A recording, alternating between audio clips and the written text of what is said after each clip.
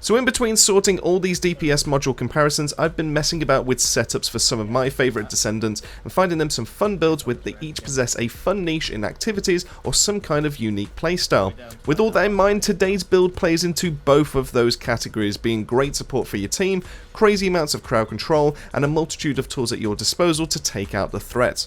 Heck, this build when done right can even be ran with 2 button presses, making special operations an absolute breeze. In this video we'll run through everything that you need to know, all the modules, how the build works, the weaponry, the gear, and lastly the bits that are flexible, so if you don't match what I have like for like, you can always find ways to pull this off.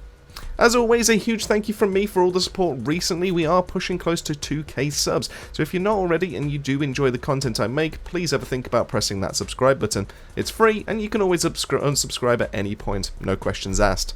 And if you feel there's anything that could make this build better or you want clearing up decision wise, feel free to drop a comment and I'll happily discuss it with you in the comment section down below. Anyways, that's enough rambling from me. Behold, the Gravity Lepic build.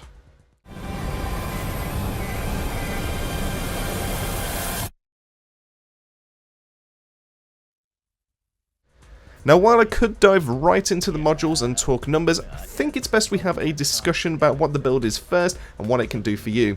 Currently, Lepic is widely known in the community as a boss killer, a pure output of raw DPS for all of about 9 or 10 seconds, and then that kind of runs around like a headless chicken until their ultimate comes back. Now with this build I wanted to go outside of the boss killer and take a crack at the mobbing side of things. Something that can handle the other 99% of the content the game throws your way when you're done with those Colossus battles. Now the way that this build works though is by abusing the absurdly overlooked Traction Grenade, which is Lepic's 3rd skill that he gains access to. Now usually this is on a high cooldown of 25 seconds, blasts for about 2, and then grabs enemies and pulls them into a location and makes your nades much easier to land and hit multiple targets for value. Now with this setup that we'll be talking about today, we'll have this as low as 4.8 seconds as a cooldown, with a range that dwarfs most AoEs in this game, giving us a great way of being able to centralize targets and bunch them up for ourselves or even our teammates.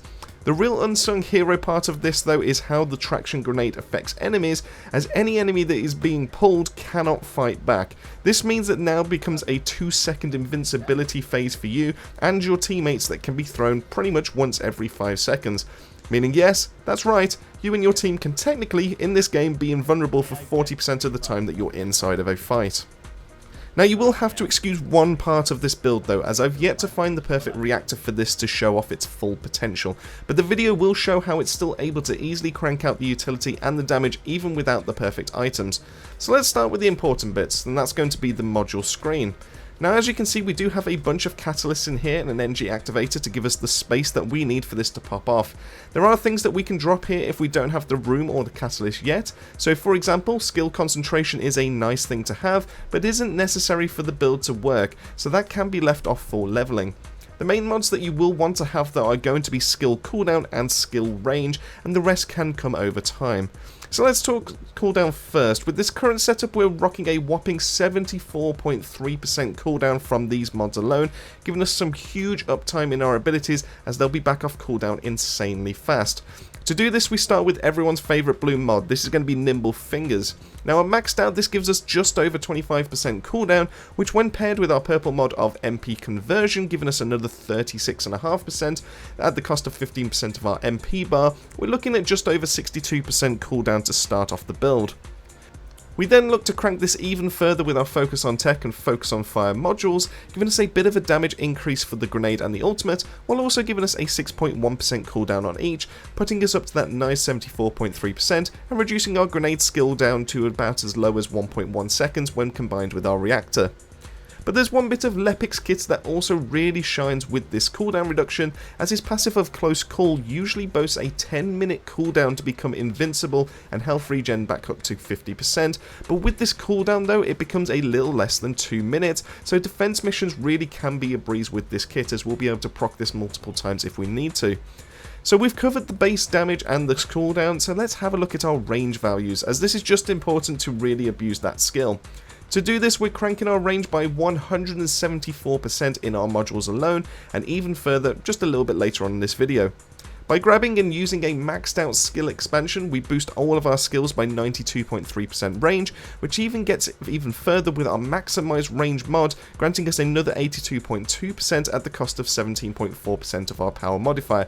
Now this isn't fully maxed out, I will discuss that with a couple of mods a little bit later on, but if you want to be able to push this a little further, you can do, especially you will need to if you don't have the perfect reactor. So there's going to be a little bit of, if you have the reactor, then you don't need to worry about it, but this is the perfect size for what you actually need it to be able to do. While on other Descendants, it's not recommended to lower your modifiers for skill power though. Due to Lepic's insanely high base modifiers, we do have some wiggle room to be able to use here. The two mods together clock in at 174.5% range, which when combined with our reactor is going to be close to the limits that we can push for range increases. This can be seen in the skill tabs as the grenade has a max range of 200%, so anything over 15 meters would be wasted. Now as we sit at 14.9 meters, that does mean we can bump it up a tiny bit more, but it's just not worth the investment for that 0.1 of a meter. We can also learn that Lepic's kit is maxed out at 200% range, as his ultimate also shares the exact same distinction, with the damage over time also having a max of 15 meters. With this knowledge, we can see that the traction grenade, even though it won't show on the item card, will reach out to a massive 27 meter radius, perfect for affecting pretty much almost every single engagement that you're ever going to encounter. Now to round the build up, we do have two other categories to cover. With skill concentration and frontlines, we want to boost up our crit damage to help the grenade skill dish out some tasty splash damage, and with this setup we can at least use it to soften up a group before we finish them with a quick second throw, or with our weapons of choice. Now both of these mods combine to give us a huge 180% boost to our crit multiplier, so our nades will really pack that punch. Lastly, we needed something to help us with our MP woes, as chucking out the traction grenade every 5 seconds can really be taxing, especially over a decent amount of time.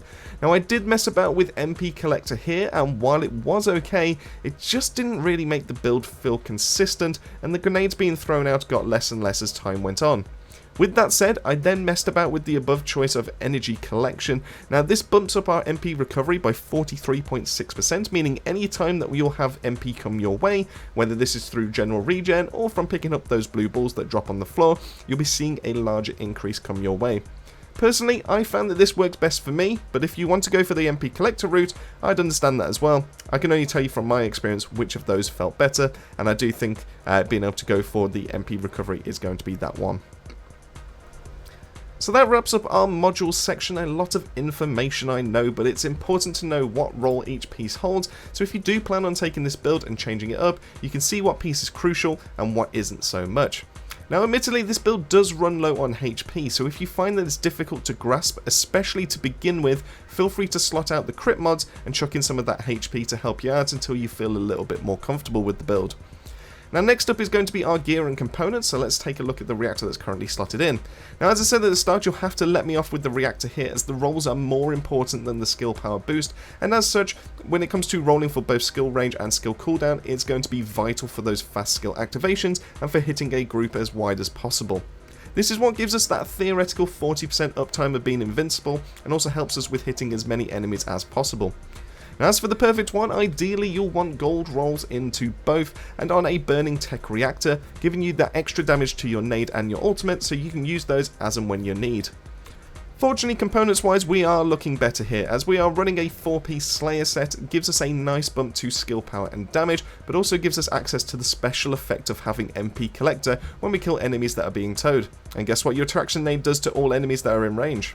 That's right, they get treated as towed. Now this combined with the increased energy recovery module that we did slot in earlier, and collecting the MP balls off the floor, should mean that you never have to worry about those MP issues ever again. Of course, a roll into MP recovery in combat on your sensor, and a roll into MP recovery out of combat on your auxiliary power really helps to keep you topped up wherever you may be. And lastly, we get the arsenal of choice that's really going to drive this home for you, helping when bosses exist on the field or something that is just a little bit too stubborn to fall to a single grenade toss. Now while most guns can be used here, especially if you've leveled them up enough and kitted them out, the top dog and best in slot has to go to the Greg's Reverse Fate, and that is going to be this one here. Not only does this hit like a truck, but its special ability is perfect for this setup, bombarding the location with multiple AoE shots and dealing burn damage afterwards for even more numbers on your screen. Fully maxing this out, though, is going to be key, as having a 20% chance to trigger and increasing the bombardment count from 7 over 4 is just huge and really thins out that crowd. What you do, pop your traction nade, get them all bunched up, and then go to town with this rifle. Not a lot of things in this game can survive that. The only other standout for me, legendary-wise so far, is going to be the Secret Garden, as at level 1 and casting your tech skills when your nade toss and your ultimate has a chance to give you a buff that increases both your firearm attack with the rifle and skill power for your skills for even more damage. Personally, I think that the Greg shines more here, but feel free to be able to mess about and use what works for you. If you want to see the module choices that I do have for the Gregs, then you can see that here. You can see that I haven't fully maxed it out just yet, but I am slowly working my way through. But these are going to be the best in slot for what I think is going to be here. So you do want to go for your firearm attack, and go for crit hit rate and crit hit damage, so you can increase the amount of damage that your bombardments are going to be dealing. And Fire Conductor, since you are going to be burning enemies after they've been hit with the bombardment, really helps you out to be able to increase the rest of that, any further bombardment and any other damage that you're going to be dealing with your rifle. And there we have it, my Gravity Lepic build, perfect for all content that is outside of Colossus fights. Just bunch them up and let your massive AoE focus damage turn them all to mush. Works perfectly as a co-op build too, as the bunching not only keeps your teammates protected, but also makes getting kills with AoE characters like Bunny or even Rocket Launcher Infinity Glay much easier. I do have a few more fun ID builds like this to be able to try out and make, so if all that sounds good to you, remember, drop a like and a subscribe so you can find your way back to the channel. But this is the section I want to hear from you. How are you finding the First Descendant? Do you think that there's ways to improve this build further? And lastly, do you think there's a space for more fun and meme type builds just like this one? Let me know all that and more down below. Massive thank you for making your way to the end of the video, and as I always say, keep yourself safe, keep yourselves well, and I'll see you all on the next video.